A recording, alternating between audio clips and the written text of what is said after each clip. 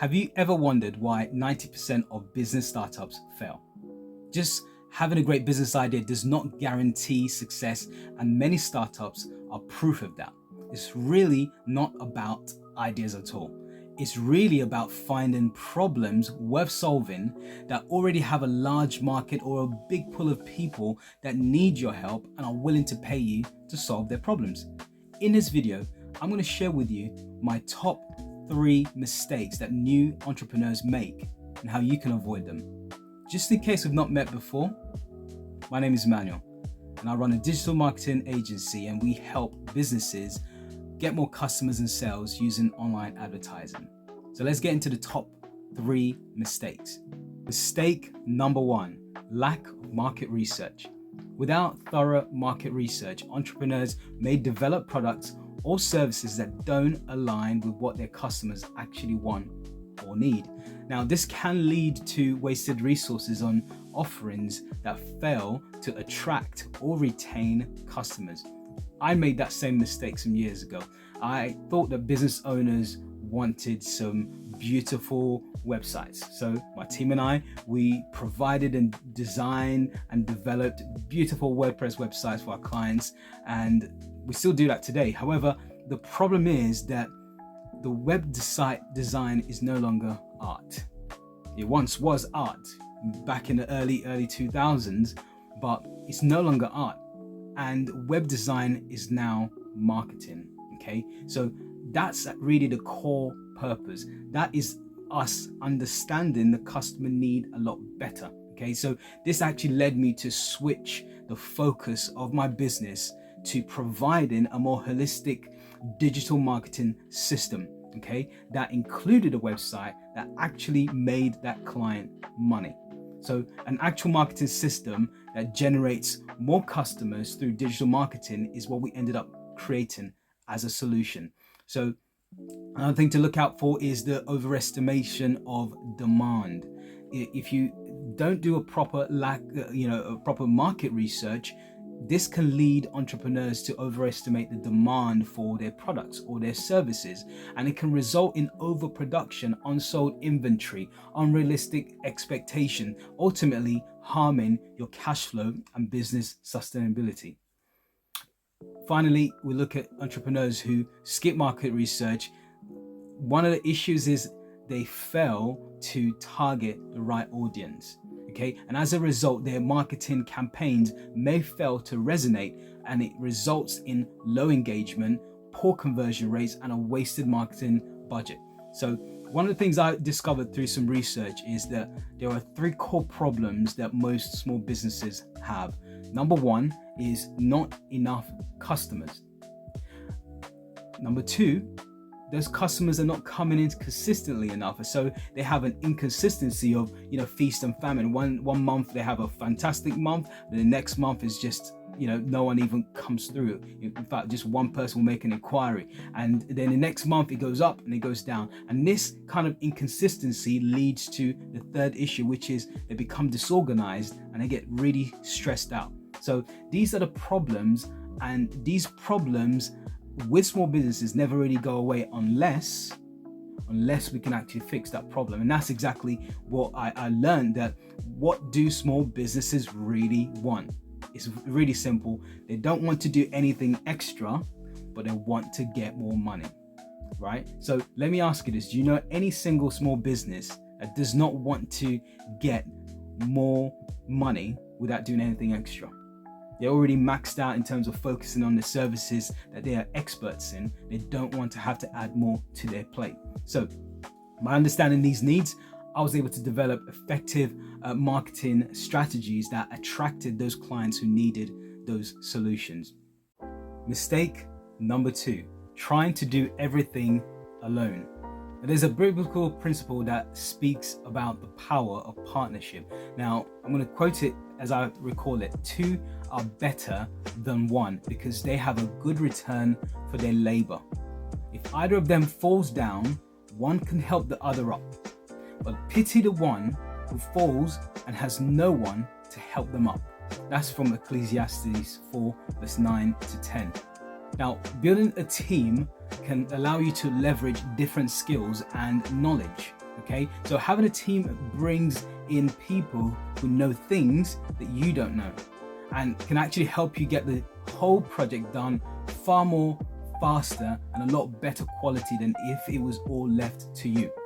Now you can actually get things done faster. You can get a bigger quantity of work done simply by sharing the workload. So you can complete projects in a far quicker rate, and guess what happens? You have a far happier client.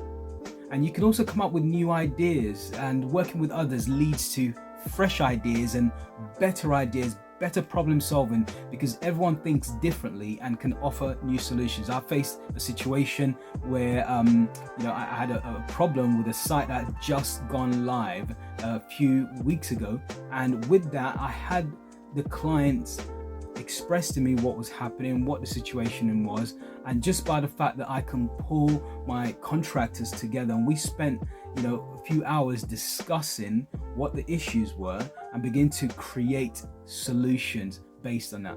And guess what happens? Because I shared that workload, I felt just a sense of peace to know that this is not all in my head. It's together that we are solving this problem, and we're taking responsibility as a team to deliver some stellar solutions to the client. So really, one of the great way I can recommend for you to find the right partners and employees is online. So I use different platforms, and I mentioned some of those in some previous videos.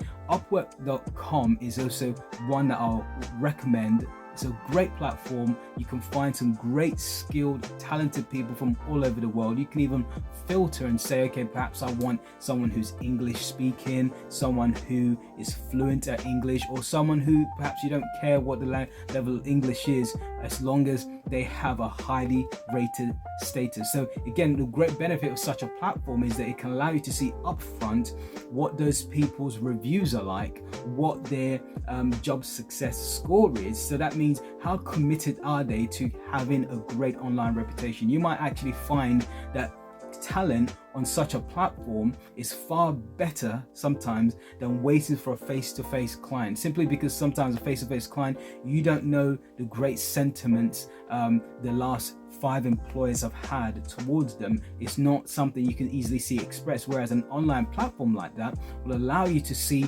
maybe someone's history of the last 30 projects they've worked on, real deal clients who are vetted, who've actually rated them to say, I think this guy is a 5-star, I think this guy should be top rated because of fantastic work they've done. But the whole idea is you can hire incredible talent, but you need to learn the skill of hiring rightly, because there is a good way to hire and there is a bad way of hiring. I can cover that in a later video. You just have to if there's enough of you saying, Emmanuel, cover that, and I promise I'll cover that in a later video if you ask nicely, okay? But one of the things to know is that I've had to hire and fire over the years, but when you find some skilled people, reward them well, make them feel like they are very much a part of the team, and you'll get some absolutely outstanding work done simply by learning how not to do it alone. Mistake number 3, not adapting to feedback. Now, it is so important that you, as an entrepreneur, will adapt to feedback, because you're going to find that as you work with different clients, that there are different things that they are saying that if you would just humbly listen, validate what they're saying, you'll actually pick up some gold nuggets that will help you. I had a situation that happened not too long ago, whereby first and foremost, let me frame it as this: I love explaining things as clearly as possible to anyone I work with, whether it's a contractor, whether it's a client, whoever it might be. I like to encapsulate sometimes my thoughts into a short, impactful Loom.com video. Now, Loom.com, I recommend it. I'm not affiliated with them, but I absolutely love that tool. I use it a lot to communicate things to a whole heap of people, and I've recorded thousands of videos over the years on Loom. However, one constructive criticism I received from a client that I thought was absolute gold was when I recorded a video for her to explain something. I literally packaged it up into a nice 7 to 8 minutes video.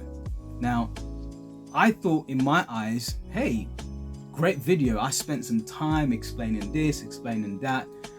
And when I jumped into the meeting with her, online meeting with her, and she said, look, she appreciates the time, the effort I put into recording that specific video, but it was not necessary for me to do that, simply because typically we would have some Zoom calls every once in a while, and it will be in that Zoom call that as we get to have a bit more interaction, some good outcomes come out from that. So literally, from her small criticism, it really helped me to understand a little bit better as to when I should be recording those videos and when I should reserve, instead of recording it for a live interactive session where I will be speaking to them, asking them some questions, they ask me some questions, and we kind of think together and collaborate a lot better. So that's what I learned in that moment. From that small feedback, immediately I learned to implement that in my process, that I won't be creating those long videos,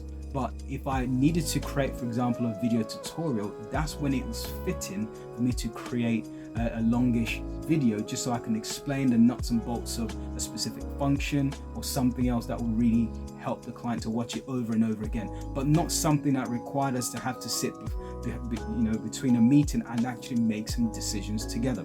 So that's one aspect of it. By just literally listening to your clients, you can actually make better decisions and refine what you're already doing, so it actually fits them more and serves them better, and you actually have a much better quality relationship.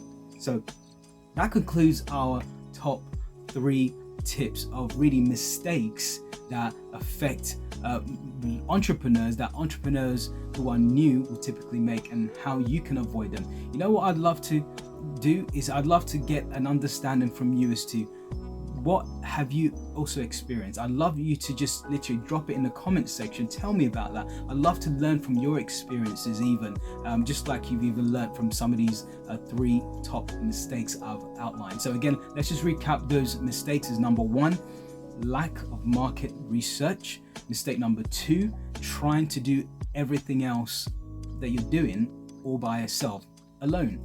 Mistake number 3, not adapting to feedback. So check out my other videos, and you'll get more entrepreneurial tips from them. And if you have any comments, please drop them down for me. If you like this video, please like it, comment, share it, tell someone that this will benefit. I look forward to seeing you in the next video. Oh, and don't forget, subscribe to the channel. See you soon.